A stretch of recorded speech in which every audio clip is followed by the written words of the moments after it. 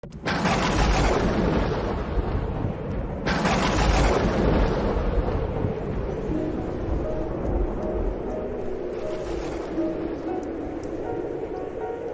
ce temps-là, Jésus monta en barque, refit la traversée et alla dans sa ville de Capharnaüm.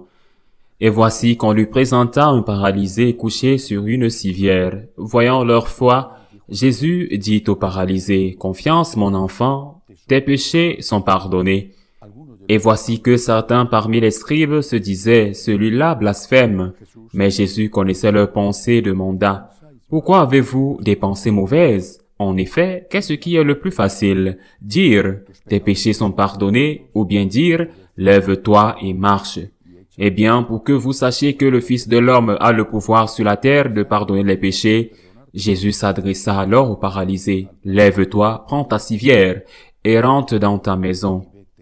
Et il se leva et rentra dans sa maison. Voyant cela, les foules furent saisies de crainte et rendirent gloire à Dieu qui a donné un tel pouvoir aux hommes.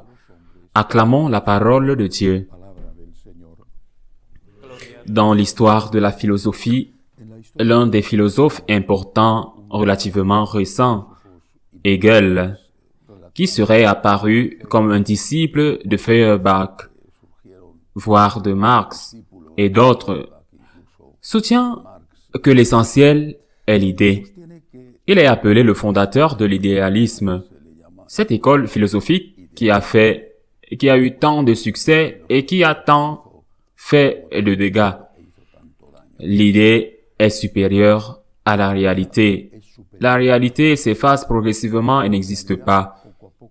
Ce qui est important, c'est la réalité que vous voulez voir exister. Vos idées doivent dominer la réalité. Cela, naturellement, a des aspects positifs.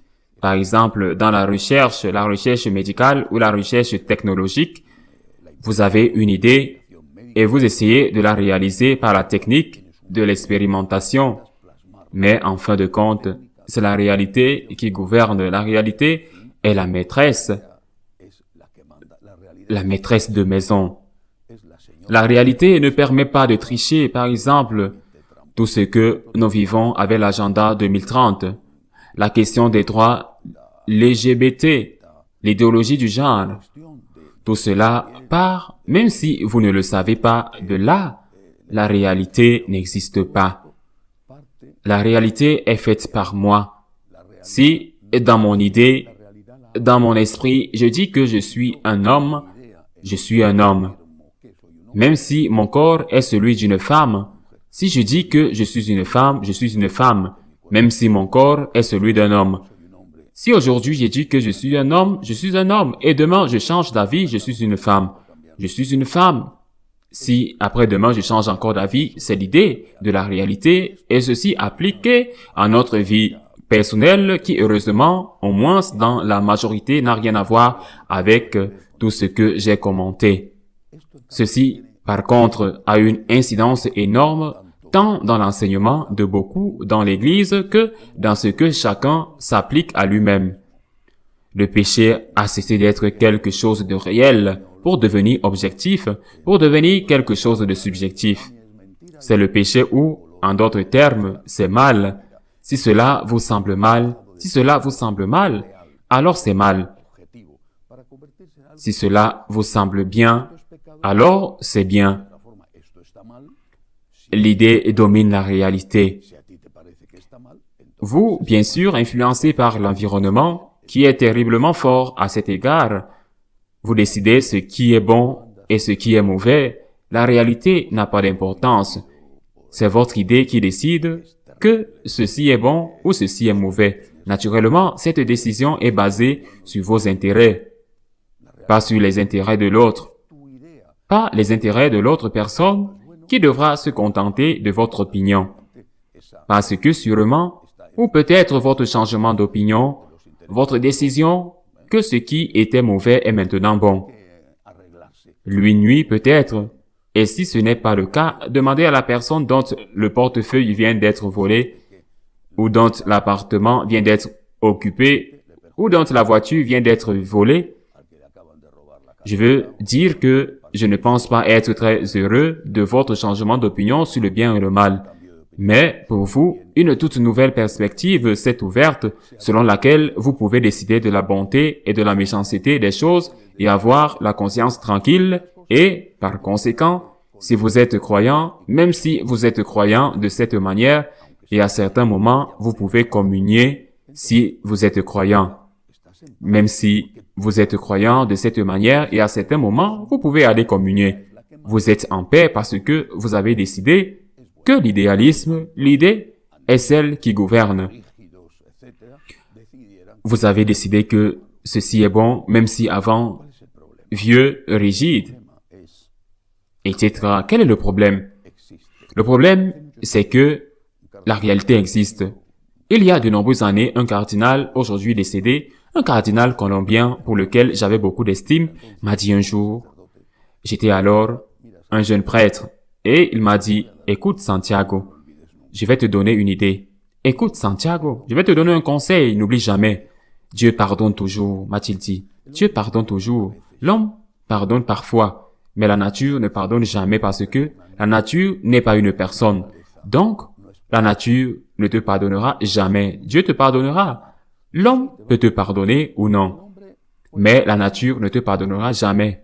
En d'autres termes, la réalité fait des ravages. Quel est le rapport avec l'évangile aujourd'hui? Qu'est-ce que Jésus nous enseigne? Il nous enseigne que, par la guérison de ce paralytique, il nous enseigne qu'il peut pardonner les péchés, qu'il est Dieu et que c'est parce que seul Dieu peut pardonner les péchés, mais il nous enseigne qu'il y a une relation entre le péché et la paralysie, une relation entre le péché et la maladie, une relation entre le péché et les conséquences du péché. Et non pas que ce paralytique était paralysé parce qu'il était un pécheur, mais lorsque vous commettez un péché, vous perdez votre liberté, vous devenez paralysé. Vous ne faites pas seulement du mal avec votre mensonge ou avec votre vol ou avec votre infidélité ou avec votre dépendance à la pornographie ou avec quoi que ce soit d'autre. Vous ne faites pas seulement du mal, mais vous vous faites aussi du mal.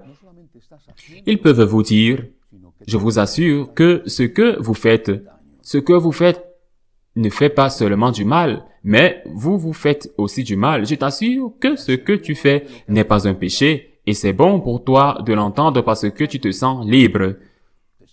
Maintenant, je peux faire tout ce que je veux, au moins dans cet aspect ou dans un autre. Par exemple, sur le sujet du sexe, où ces choses sont presque toujours dites.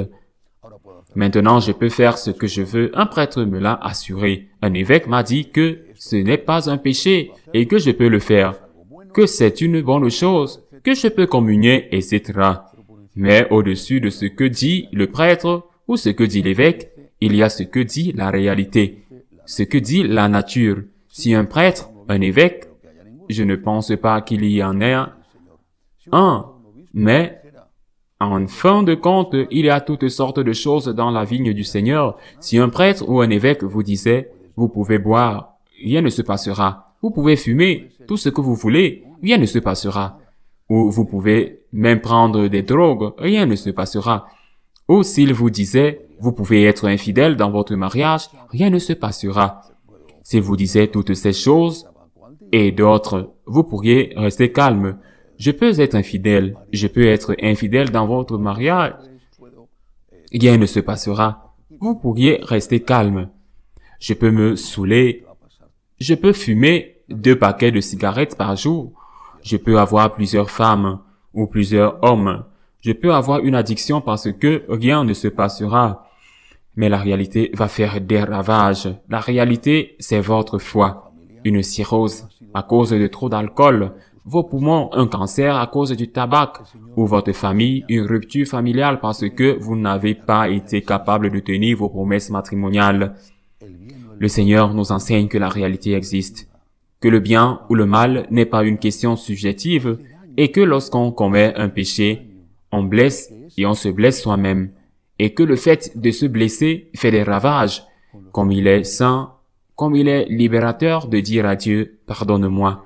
Je suis un pécheur. Au lieu de dire fièrement à Dieu, je n'ai rien à demander en pardon, parce que je suis parfait. Mais écoute, tu as fait ceci, tu as fait cela, ce n'est pas mal. Ce n'est pas mal parce qu'il me semble que ce n'est pas mal. Puis viennent les factures que la réalité nous impose. Et normalement, ce sont des factures qui ne peuvent pas être payées. Que Dieu nous aide à être humbles et à reconnaître que nous sommes des pécheurs. Ainsi soit-il.